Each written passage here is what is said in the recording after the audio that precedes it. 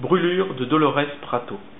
Il y a ce soleil qui brûle, ce soleil dont les rayons ont eu raison de la peau de Dolores Prato, ce même soleil qui s'est concentré sur l'âme de la pauvre orpheline comme un Dieu aimant dont la grâce est pareille à ce soleil exposé au Saint-Sacrement. Cette énergie descendue est l'image de la grâce. Autant elle nous élève, autant elle nous consume, à l'image de la Sainte catholique en extase reprise sur la couverture. À vrai dire, il faut lire les fragments de Simone Veil sur Dieu. Le soleil, c'est l'image de Dieu. Il brûle d'un si précieux feu que le bien qui s'y produit est pareil à une souffrance langée de pureté. L'extase est telle qu'elle poigne l'âme d'un bonheur ô combien ruisselant.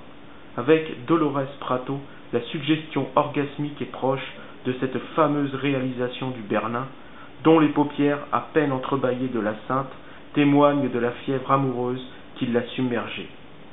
Aussi, cette célèbre transverbération de Thérèse d'Avila, présente sur la couverture du livre, manifeste idéalement cet embrasement causé par le soleil et qui de l'extérieur mue de l'intérieur la pauvre âme dont l'ostension est pareille à ce côté de la terre au solstice d'été. Dans ce petit monde, très italien et très catholique, il n'est pas étonnant de mêler la chair et l'âme. La morale de l'histoire est une bien belle parabole dont la leçon a de quoi faire réfléchir le plus épicurien des hommes. On prend plus de mouches avec une goutte de miel qu'avec un baril de vinaigre. Au regard de cette sentence de saint François de Sales, cette goutte de miel est un bienfait perfide. Nous devons donc bien nous garder de devenir comme ces mouches.